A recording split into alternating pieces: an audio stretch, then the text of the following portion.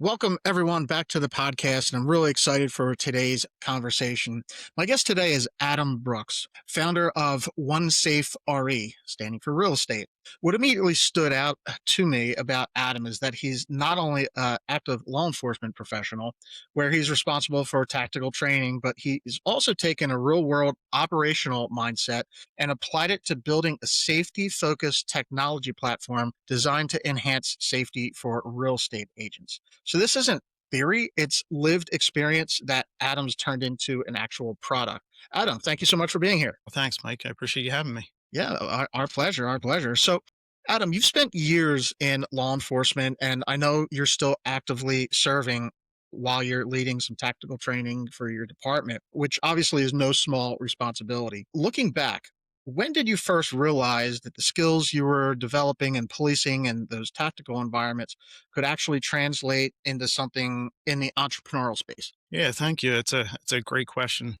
So, a little bit on law enforcement. So, I've been active law enforcement for about 19 years now, almost going on 20. And so, I've had a lot of great experiences over the years. I've done a lot from like the tactical side to now actually doing training with our officers. So, that's really kind of opened me up to different experiences. From it, communication's huge, as you know. It's huge in real estate. It's huge in law enforcement and just dealing with the public in general. Really, over the past 3.5 years, I've been doing a lot of training with officers and just talking to them, trying to find out their experiences as well, which correlates with real estate too. So a couple of months ago, so I'm pretty new to the real estate game.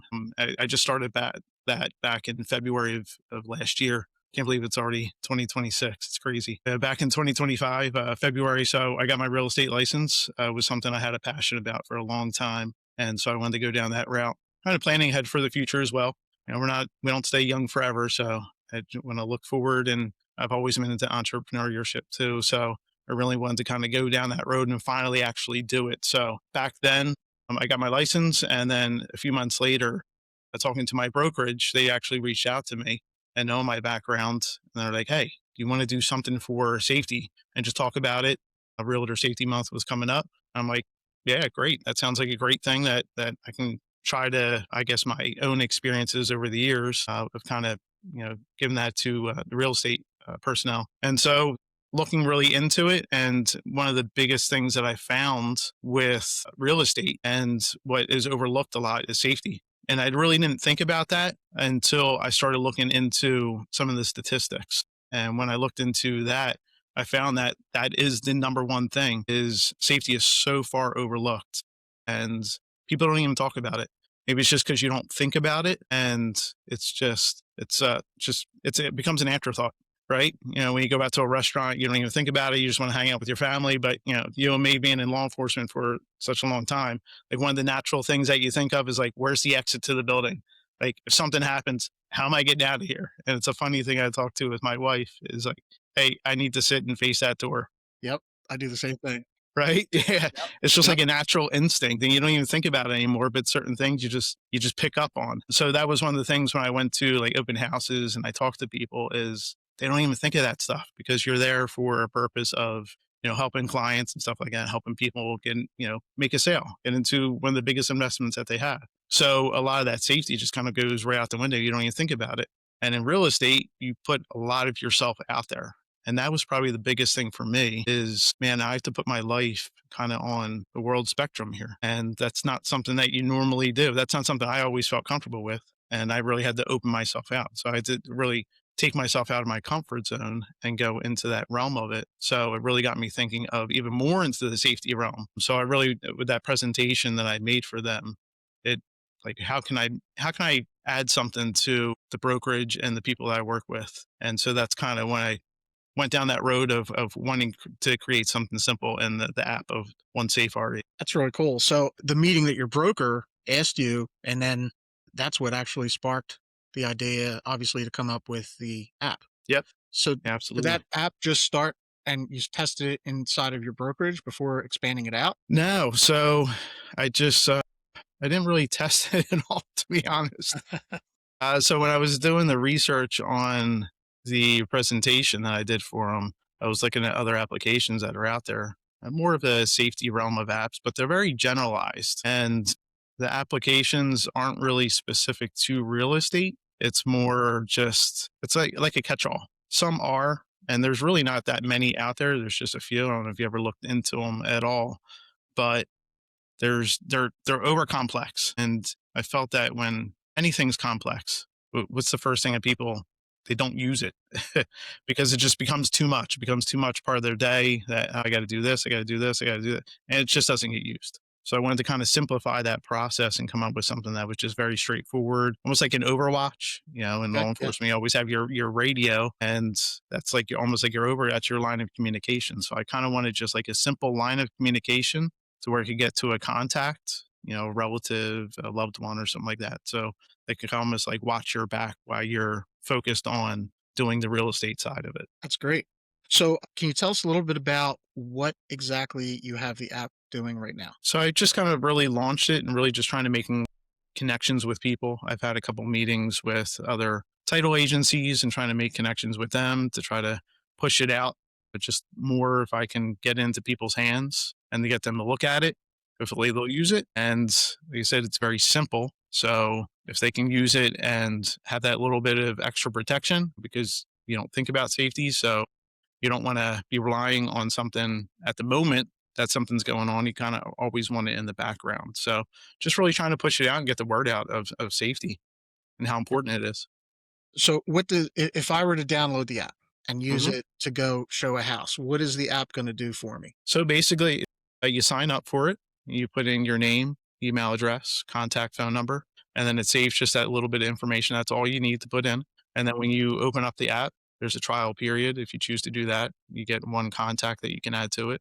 And we suggest an emergency contact that you trust, right? So somebody's going to either answer the phone or check their email when you're out actually doing some and then when you get into like the pro trial and stuff like that, you can add as many contacts as you want in there, but just to start to kind of get people into it a little bit. But so you add your contact in there. So say you're going to an open house or you're meeting somebody, you figure out how much time, estimated time you're going to be there. We'll say 45 minutes on average, say open house or something like that. You set the time that you want, you click the little check-in button, and then automatically starts that countdown timer. So the purpose with that too is that when you start that countdown, the timer, is that it gives you a responsibility to check back in on it.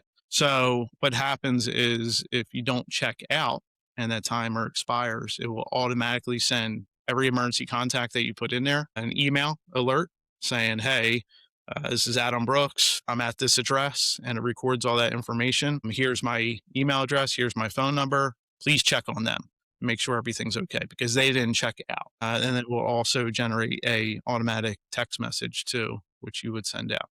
But the email is automatic. That will go regardless if your phone dies, stolen, lost, not with you. As long as you do that check-in button, it Mhm. automatically goes to our secure cloud server and it stores all that information. So we'll automatically send, even if you lose phone signal, it doesn't matter. It's definitely 100%. Nothing's 100%, but it's there if something goes wayward. Okay. Are there any other features built into the app as well? So you can do so almost like a tracking record. So as you do check-ins and you do checkouts, it keeps the history of it. So you can export that and give it to your brokerage, saying, "Hey, these are I'm being safe," and spread this word to the other realtor agencies or other realtors and saying, "Hey, safety is a priority with me. Hopefully, I want it to be a priority with you." And then you can keep that tracking of every single house that you go into, check in, check out. It keeps that information for them, like time that you went in, time you checked out, the location. So it's a good tracking device for you as well of where you've been to. And you can use it beyond real estate. It doesn't even have to end there. I mean, it's a simple tracking device for that. But no, that honestly, those two big things of just having that Overwatch for yourself and that little bit of tracking of the history. That's really kind of I don't want to expand it too much from that because I really want to keep it simple and straightforward and really to what the meaning behind it is of just being safe. Sure. Makes total sense. Keep the app nice and simple, and people Hmm. are more likely to use it, just as you Yep. said. Do you have any thoughts of not expanding necessarily the app, but using all of your experience as far as being in law enforcement and the tactical aspect to maybe expand into training and giving more of, situational awareness, what we'd often Hmm. call it? to agents, have them recognize things that maybe we would recognize language or body language cues from someone that Mhm. we're talking to, but they may not. Yeah, that's a great idea. That's honestly something I was thinking about even incorporating just into the app. I have some tips in there that maybe you might not think about. It's in more of the help section, just almost like thinking points, kind of like that down that realm. But I would love to get into some brokerages and just give a presentation on exactly what you're talking about because things you don't think about on a regular basis, just to kind of make that and bring that to the forefront. Yeah. I like that idea, Mike. Happy to help. Yeah, thanks. So, Adam, you're in a unique position as you're still actively serving as a police officer, as we mentioned, but you're also building a company and really more than one because you're building your app plus you're building your real estate business. How has staying in the field influenced the way that you think about like product evolution and credibility and what actually matters versus what just sounds good on paper? I think staying in the industry, staying in law enforcement kind of keeps you sharp, keeps you thinking, keeps you active in that realm of always just staying on the top of your game, not getting complacent. Yeah, complacency is a killer at times and It is. trying to just keeping strong, keeping active, keeping fit, and then keeping that into the real estate side as well. And the communication is huge. So when you're communicating every single day, you stay sharp in that realm too. And that trickles down into other areas. And you go out to meet people, different conventions and stuff like that. Just having that communication is always open, always flowing, and just trying to connect with people. So it's important. Yeah, yeah, it is for sure. Adam, a lot of people in law enforcement seem to think about entrepreneurship in one way or another, but very few actually end up making the leap, especially while they're still in a job. What surprised you most about stepping into entrepreneurship, and what parts of that transition were maybe harder than you expected? Getting started, actually just doing it, taking that first step. So I've done other things over the years. So starting the application is just one small piece of it. But I've always been involved in something. I try to keep myself busy as much as possible. And some of the things I talk to guys about, even new officers that come in, is that what do you do outside of law enforcement? So I think it's important. And even that starting a business, having hobbies and stuff like that. Do something outside of what your normal career is. That can just even go beyond law enforcement as well. But do something. Keep yourself active. Keep yourself what's positive for you that you can do that keeps your mind going, but that takes you out of the realm of your norm. And I think running a business and trying to start something is very positive because it's building beyond the skills that you already have and it gets you out there talking to people even more. I think communication, especially social media, is so lost that just connecting face to face, even just like a podcast like this, we're not directly face to face, but I'm talking to somebody, I'm communicating, and I'm keeping those lines of communication open. So I think something like that is just so lost in today, and it's so important. So to get guys out there and just do something that you're passionate about is huge. And you're right, taking that first step is humongous. And people are so fearful of how am I going to get rejected? I don't know where to begin. I don't even know what skill set I have. And it's funny because we have a couple of new officers that just started a few weeks ago and they have law enforcement experience already, but they're younger guys. Hmm. And I'm just talking to them in a class afterwards on a break. And I'm like, hey, what do you guys do outside of here? And what do you do for fun? And they're telling me and stuff, and they have families and everything. I'm like, what are you doing on maybe like a business side? Make a couple extra bucks, just doing something creative. And they're like, we don't have any skills. I don't know what to do. I'm like, everybody has a skill. Find what fits you and run with it. Whatever that is, just find it and run with it. And I guarantee it's going to be life changing. Yeah, you're absolutely right. It sounds like you identified something that I observed when I was still working too, is a lot of guys, in my experience, a good portion of them kind of got stuck in who they were as a law enforcement officer. And they're not able to really find a way to get out of that. So when the time comes now for like retirement, where they're eligible for it, they don't make that move to enjoy the retirement. They just stay stuck where they're at because they don't have those thoughts that you're trying to encourage these young guys. So that's incredibly awesome that you're doing that to them to try to get them to think outside that box because, hey, in our profession, you're not guaranteed to make it to your pension. I mean, that's the goal, right?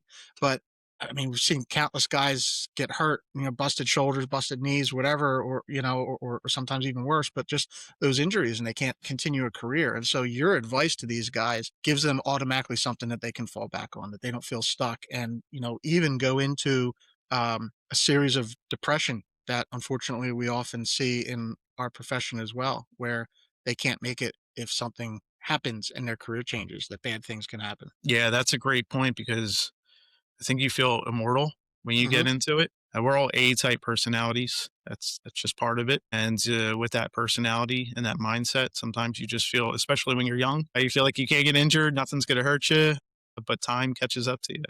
Sure And you does. have to think, you have to think sometimes outside the box. That realization came to me about 2.5 years ago when I got injured, and yeah, I had to, I'm like, okay, I need to think and push a little bit more forward for myself, for my family and my future. So that really pushed me more, I guess, more into the real estate, really down that realm again that I always had in the past, but now I wanted to do even more. Yeah, sure. So, Adam, as you started going out and introducing your app to some different organizations or brokerages, and I know it's just in the infant stages, as you said right now, but what have you learned about how businesses think about safety versus your own experience of what you think about safety? To be honest, I don't think they think about it at all. It's just not, yeah, that doesn't, it doesn't make money, I guess. I don't know. When you're, maybe people start thinking about it and maybe they get scared or they get apprehensive or they think about it too much and it becomes maybe so much in their thoughts of, maybe then it becomes a hindrance to them. But I don't think it's thought about it at all, to be honest. It never, all the meetings I've ever been in, it never comes up. It's never talked about. It's never like, hey, are you telling people that you're going to meet somebody? Like a simple thing like that is, hey, I'm going to meet so and so at this place. If you don't hear from me, maybe give me a call or send me a text. So like, hey, everything okay? How'd that meeting go today? And I don't think people do that at all, unfortunately. And that's kind of the way safety's looked at, is you don't think about it until something happens, and then by that time it's too late, fortunately. And hopefully in the end everything comes out okay, but you don't want to think in that realm. You have to have a little bit more forethought, and I just don't think that happens, unfortunately. Yeah, I think you're 100% accurate there. I mean, would you agree that it's probably just human experience that as people, we don't want to think of those bad things happening. So we just keep it out of our mind until it actually happens, that victim, you become a victim. Whereas you're in a unique position in, our profession is that we're the ones responding to and seeing those things that are happening every single day. And so it becomes norm to us. But now you have an opportunity where you can bring that awareness to real estate agents who you're targeting with your app and really have them see, wait, there are dangers out here that I wasn't aware of, and I can use this to help me stay safe. I mean, it's really incredible that you're able to do that. For other operators, first responders, or professionals that have deep operational backgrounds, if they're considering building something on their own, what advice, Adam, would you give them before they take that first step that you took? I think passion, think about something that you're passionate about, because that's going to keep driving you forward. And if you're not passionate about something, you're not going to continue. You're going to get stuck in life, everything, children, family, anything you have going on outside of your regular profession. You're just not going to continue on with it unless you have a passion about it. So that's huge. So I would say that's step number one, and then come out with a plan. Write down what you want to do and then the steps to get there, baby steps. Don't do it all at once. That's something that I still try to work on today, is that everybody wants to get to the end goal, but that end goal is sometimes very far away. So you have to really think about it, break it down into small incremental steps. And then once you get that step done, check it off. Hey, that's a win. That's a huge win. And then just continue going from there. And you'll eventually get there. As long as that passion's there, you continue to work towards it, you'll get there. No doubt. No doubt in my mind. But you definitely have to start and just keep working at it, chipping away each and every day. If you could point out something that you wish someone had told you earlier that would shorten the path that you're trying to get to, what would that be? Ooh, hmm. Have to think about that one. I mean, I've had a lot of influential people over the years, not so much in the business realm of starting businesses, but just a lot of drive, I guess, that I've seen on their side of it. And when you see somebody that has drive and keeps pushing ahead, it influences you.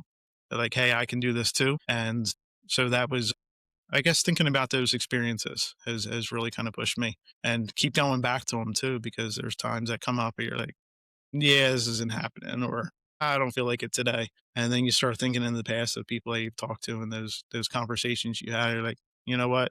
Don't be a wimp. Keep going.